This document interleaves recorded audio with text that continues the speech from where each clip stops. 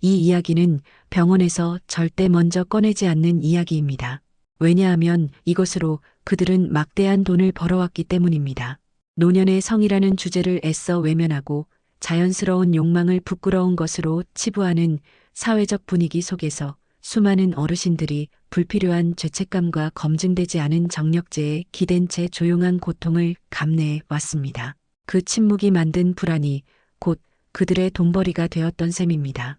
저는 올해 43, 20년간 비뇨기과 의사로 살아온 한수진입니다. 평생 환자들을 돌보며 깨달은 것은 몸의 병만큼이나 마음의 병이 사람을 무너뜨린다는 사실이었습니다. 제가 이 늦은 나이에 카메라 앞에 앉아 어쩌면 불편할 수도 있는 이야기를 꺼내는 이유는 제 아버지 때문입니다.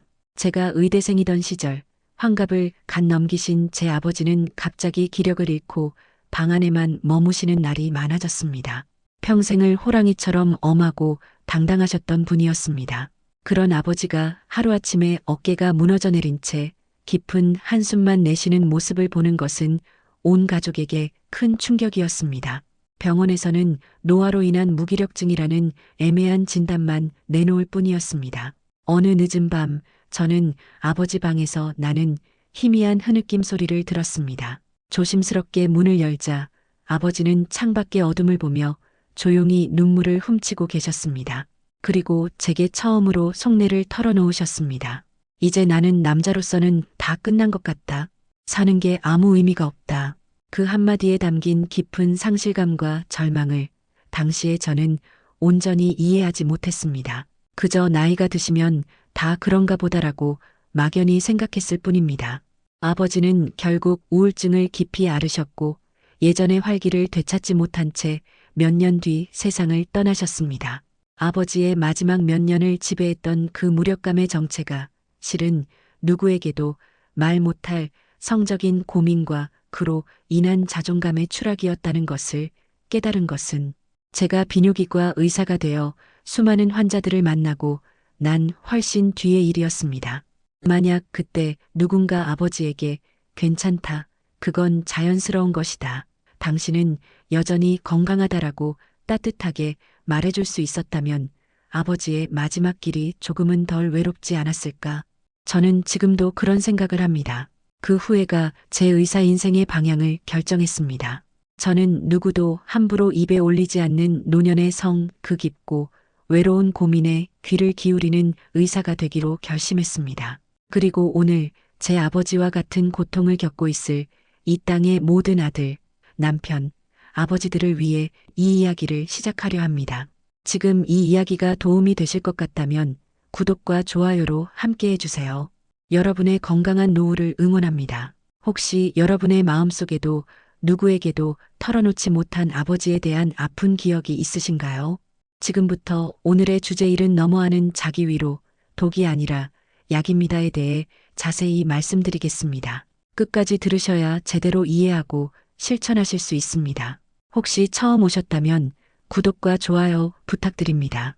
앞으로도 여러분의 건강을 위한 말씀 꾸준히 전해드리겠습니다. 많은 분들이 70이라는 나이를 넘어서면 성적인 욕망은 마치 꺼진 불씨처럼 완전히 사라져야 정상이라고 생각하십니다. 하지만 이는 의학적으로 전혀 사실이 아닙니다. 국내의 한 연구에 따르면 70대 남성의 절반 가까이가 심지어 80대 남성의 30% 이상이 여전히 성적인 욕구를 느낀다고 합니다. 이것은 결코 특별하거나 이상한 일이 아니라 지극히 보편적이고 자연스러운 현상이라는 뜻입니다. 우리 몸의 성욕을 관장하는 대표적인 호르몬이 바로 테스토스테론입니다. 이 남성 호르몬은 20살 무렵에 정점을 찍고 나이가 들면서 서서히 아주 점진적으로 감소합니다. 중요한 것은 감소하는 것이지 어느 날 갑자기 소멸하는 것이 아니라는 점입니다. 수도꼭지를 잠그듯 딱 끊어지는 것이 아니라 아주 서서히 물줄기가 가늘어지는 것과 같습니다. 그렇기 때문에 70, 80, 심지어 90이 되어서도 성에 대한 관심과 욕구가 남아있는 것은 당연한 이치입니다. 오히려 저는 진료실에서 환자분들께 이렇게 말씀드립니다. 어르신, 성욕이 조금이라도 남아있다는 것은 몸과 마음이 여전히 건강하게 기능하고 있다는 아주 좋은 신호입니다. 라고 말입니다. 성욕은 단순히 쾌락의 문제가 아닙니다. 삶에 대한 의욕, 활력, 그리고 전반적인 생명력과 아주 깊게 연결되어 있습니다.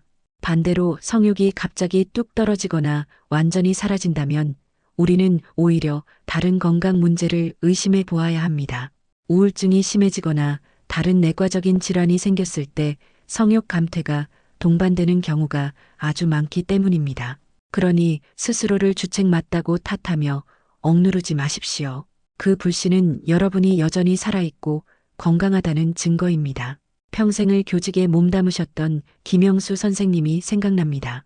78배 나이에 부인 손에 거의 억지로 끌려 제 진료실을 찾아오셨지요.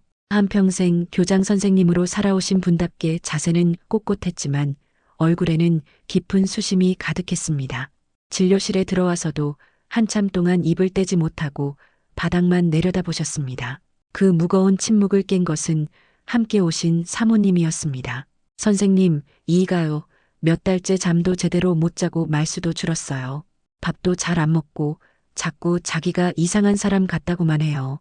저는 사모님을 잠시 밖에서 기다리시게 하고 영수 선생님과 단둘이 마주 앉았습니다. 따뜻한 차를 한 잔 건네며 천천히 말을 건넸습니다.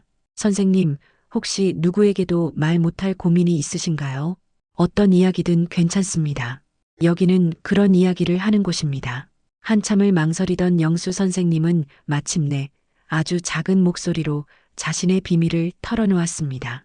아직도 아내를 보면 여자로 느껴지고 성적인 생각이 드는 자신이 너무나 부끄럽고 혐오스럽다는 것이었습니다. 이 나이에 짐승도 아니고 내가 비정상인 거겠지요? 라며 고개를 떨구는 그의 어깨가 작게 떨리고 있었습니다. 저는 가만히 영수 선생님의 이야기를 들어드린 후 컴퓨터 화면을 돌려 함께 자료를 하나씩 보여드렸습니다. 70대 남성의 성욕에 대한 통계 자료, 테스토스테론의 변화 그래프를 보여드리며 차근차근 설명했습니다. 선생님, 지금 느끼시는 감정은 비정상이 아닙니다. 여기 보세요. 선생님과 같은 연배의 남성분들 중 절반이 똑같이 느끼고 있습니다. 이건 선생님께서 정신적으로나 육체적으로나 아주 건강하시다는 증거입니다. 제 말을 듣는 동안 영수 선생님의 눈시울이 붉어졌습니다. 수십 년간 스스로를 올가매던 점잖은 교장 선생님이라는 갑옷 안에서 한 인간으로서의 자연스러운 욕망을 억누르며 얼마나 괴로웠을까요? 상담이 끝날 무렵 영수 선생님은 제 손을 잡으며 말했습니다. 의사 선생님, 고맙습니다. 오늘 처음으로 제 자신을 용서할 수 있을 것 같습니다. 몇 달 뒤 환한 얼굴로 다시 찾아온 영수 선생님은 아내와 함께 동네 노래 교실에 다니기 시작했다며 자랑하셨습니다. 그의 삶에 다시금 생기가 돌기 시작한 것입니다. 여러분도 혹시 남들은 모르는 죄책감에 시달리고 계시지는 않으신가요? 자, 이제 성욕이 자연스러운 것이라는 점에 동의하셨다면 그 다음 단계로 넘어가 보겠습니다. 바로 스스로를 위로하는 행위, 즉 자위에 대한 이야기입니다. 많은 분들이 이 단어 자체를 입에 올리는 것조차 민망해 하시지만 의학적인 관점에서 볼 때 적절한 자위는 노년의 건강을 지키는 아주 중요한 습관이 될 수 있습니다. 가장 먼저 심장과 혈관 건강에 좋습니다. 우리가 성적으로 흥분하고 절정에 이르는 과정에서 심장 박동이 빨라지고 온몸의 혈액순환이 활발해집니다. 이는 마치 가벼운 유산소 운동을 하는 것과 비슷한 효과를 냅니다. 혈관이 부드럽게 이완되고 확장되면서 탄력성을 유지하게 되고 이는 고령자에게 흔한 동맥경화나 혈관 질환을 예방하는 데 분명한 도움을 줍니다. 심장에 무리가 가지 않는 선에서 즐기는 건강한 성생활은 최고의 혈관 보약인 셈입니다. 두 번째로 남성에게만 있는 중요한 기관, 바로 전립선 건강에 아주 이롭습니다. 전립선은 나이가 들면서 비대해지거나 염증이 생기기 쉬운 곳입니다. 그런데 주기적으로 사정을 통해 전립선액을 몸 밖으로 배출해주면 전립선 내부에 노폐물이나 염증 물질이 고이는 것을 막아줍니다. 오래된 하수관에 낀 찌꺼기를 시원하게 물로 청소해주는 것을 상상하시면 쉽습니다. 이렇게 주기적으로 청소를 해주면 전립선 기능이 원활하게 유지되고 전립선 비대증이나 전립선염 같은 질환의 위험을 낮추는 데 큰 도움이 됩니다. 마지막으로 정신 건강에 미치는 효과는 정말 놀라울 정도입니다. 우리가 오르가슴을 느낄 때 뇌에서는 엔도르핀이라는 강력한 신경 전달 물질이 분비됩니다. 이 엔도르핀은 뇌 속의 마약 또는 행복 호르몬이라고 불릴 만큼 우리에게 행복감과 안정감을 주고 고통을 줄여주는 역할을 합니다. 하루 종일 쌓였던 스트레스와 긴장이 눈 녹듯 사라지고 마음이 편안해지는 것을 느낄 수 있습니다. 특히 밤에 잠 못 이루고 뒤척이는 분들께는 이보다 더 좋은 천연 수면제가 없습니다.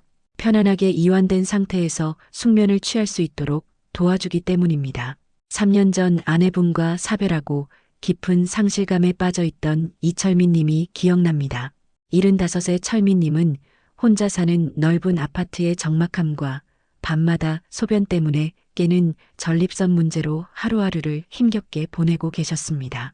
진료실 소파에 앉아 선생님, 사는 게 재미가 없어요.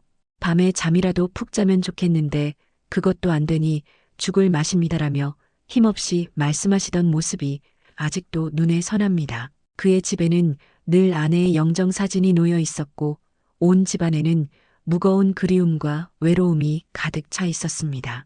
전립선 약을 처방해 드리면서 저는 조심스럽게 철민님께 스스로를 위한 시간을 가져보시라고 권했습니다. 엔도르핀과 수면의 관계, 그리고 전립선 건강에 대한 원리를 하나하나 설명해 드렸죠. 처음에는 아이고 선생님, 이 나이에 무슨 주책입니까? 라며 손사래를 치셨습니다. 당연한 반응이었습니다. 하지만 저는 포기하지 않고 이것이 단순한 쾌락이 아니라 철민님의 불면증과 무기력감을 이겨내는데 도움이 되는 하나의 치료 과정이 될 수 있다고 설득했습니다. 몇 달 뒤 철민님은 이전과 완전히 다른 모습으로 진료실에 들어서셨습니다. 얼굴에 혈색이 돌고 목소리에 힘이 실려 있었죠. 그는 조금 쑥스러워하시면서 선생님 말씀대로 했더니 정말 신기하게 밤에 깨는 횟수도 줄고 잠도 깊이 자게 됐습니다. 낮에 기운이 나니 동네 노인정에 나가서 장기도 두고 사람 만나는 재미가 다시 생겼어요 라고 말씀하셨습니다. 죽은 듯이 고요했던 그의 삶에 그 자신의 손으로 다시금 작은 파문을 일으키기 시작한 것입니다. 여러분의 삶에는 어떤 즐거움이 남아있나요? 자, 이제 우리는 노년의 성욕이 자연스럽고 적절한 자위가 건강에 이롭다는 사실을 알게 되었습니다. 하지만 좋은 약도 잘못 쓰면 독이 될 수 있듯이 몇 가지 중요한 약속을 반드시 지켜야만 합니다. 이것은 여러분의 건강과 직결되는 문제이므로 꼭 기억해 주십시오. 첫 번째 약속은 내 심장의 목소리에 귀 기울이기입니다. 성적으로 흥분하면 심장 박동이 빨라지고 혈압이 일시적으로 오르는 것은 당연한 생리 현상입니다. 젊을 때는 문제가 되지 않지만 혈관의 탄력성이 떨어진 고령자에게는 부담이 될 수 있습니다. 특히 고혈압이나 협심증 같은 심장 질환을 앓고 계신 분이라면 더욱 조심해야 합니다. 만약 행위 도중에 가슴이 답답하거나 뻐근한 느낌 혹은 숨이 가빠오는 증상이 나타난다면 그것은 여러분의 심장이 잠깐 쉬어가라고 보내는 신호입니다. 즉시 모든 행동을 멈추고 편안한 자세로 깊게 호흡하며 휴식을 취해야 합니다. 두 번째 약속은 물 한 잔의 의식입니다. 우리는 행위 중에 생각보다 많은 땀을 흘리고 체내 수분을 소모하게 됩니다. 문제는 어르신들은 젊은 사람들에 비해 갈증을 느끼는 감각이 무뎌져 있다는 것입니다. 자신도 모르는 사이에 가벼운 탈수 상태에 빠질 수 있고 이는 혈액을 끈적이게 만들어 혈관에 부담을 줄 수 있습니다. 그래서 저는 의식처럼 행위 전이나 후에 미지근한 물 한 잔을 꼭 드시라고 권합니다. 이것은 단순히 수분을 보충하는 것을 넘어 격렬해질 수 있는 마음을 차분히 가라앉히고 내 몸을 소중히 다루겠다는 약속과도 같습니다. 세 번째 약속은 과유불급의 지혜입니다. 특히 전립선 건강을 위해 좋다고 해서 너무 오랜 시간 과도하게 자극을 주는 것은 오히려 해가 될 수 있습니다. 연약한 전립선 조직에 불필요한 압박과 자극이 가해져 오히려 염증이나 통증을 유발할 수 있기 때문입니다. 행위 도중 회음부나 성기 주변의 통증이나 불편감이 느껴진다면 즉시 중단해야 합니다. 모든 것은 적당할 때 가장 좋은 법입니다. 필요하다면 피부 자극을 줄여주는 수용성 윤활제를 사용하는 것을 부끄러워할 필요가 전혀 없습니다. 내 몸을 아끼는 현명한 방법일 뿐입니다. 얼마 전 평소 등산을 즐기며 건강을 자신하던 72살의 박상철 님이라는 분이 식은땀을 흘리며 응급실에 실려온 적이 있습니다. 친구들과의 술자리에서 아직도 정력이 좋다는 둥의 이야기를 듣고 와서 괜한 오기가 생겨 밤에 무리를 하셨던 겁니다. 그러다 갑자기 가슴이 답답하고 숨이 막히는 것 같아 아들에게 연락해 병원에 오셨습니다. 다행히 심근경색 같은 심각한 상황은 아니었지만 자신의 신체 나이를 잊은 무리한 행동이 얼마나 위험한지를 온몸으로 겪으신 셈입니다. 그날 이후 박상철님은 더 이상 남과 비교하지 않고 자신의 몸이 보내는 신호에 맞춰 페이스를 조절하는 지혜를 배우셨다고 합니다. 좋은 약도 나에게 맞게 써야 비로소 명약이 되는 것입니다. 혹시 여러분도 남의 시선이나 헛된 자존심 때문에 스스로를 혹사하고 있지는 않으신지요? 오늘 우리는 어쩌면 평생 동안 마음속에 묻어두었을지도 모를 노년의 성에 대한 이야기를 나누었습니다. 정리해 보겠습니다. 첫째, 70이 넘고 80이 넘어도 성욕을 느끼는 것은 지극히 자연스럽고 건강하다는 신호입니다. 결코 부끄러워하거나 숨길 일이 아닙니다. 둘째, 적절한 자기 위로는 단순한 쾌락을 넘어 우리 몸의 혈액순환을 돕고 전립선을 건강하게 하며 마음의 평온을 가져다주는 아주 훌륭한 건강관리법이 될 수 있습니다. 셋째, 다만 반드시 기억해야 할 것은 안전입니다. 내 몸의 소리에 귀 기울이고 무리하지 않으며 전후로 물 한 잔을 마시는 작은 습관을 통해 우리는 이 건강한 행위를 오랫동안 안전하게 즐길 수 있습니다. 제가 의사로서 평생을 바쳐 깨달은 진리는 건강은 단순히 병이 없는 상태가 아니라는 것입니다. 진정한 건강이란 내 몸과 마음을 있는 그대로 긍정하고 주어진 삶을 마지막 순간까지 충만하게 살아내는 기쁨과 활력에 있습니다. 사회가 만들어 놓은 낡은 편견과 그릇된 통념에 더 이상 여러분 자신을 가두지 마십시오. 이 영상을 누구에게 공유하고 싶으신가요? 어쩌면 여러분의 소중한 아버지, 남편 혹은 가까운 친구일 수 있습니다. 그분들이 더 이상 외로운 섬에 갇혀 고통받지 않도록 오늘 우리가 나눈 이 이야기가 작은 등불이 되어주기를 바랍니다. 오늘 어떤 한 가지를 바꿔보시겠습니까? 나는 늙었어라는 생각 대신 나는 아직 건강해라는 생각으로 바꾸어 보는 작은 시도 하나가 여러분의 남은 날들을 훨씬 더 풍요롭고 빛나게 만들어줄 것입니다.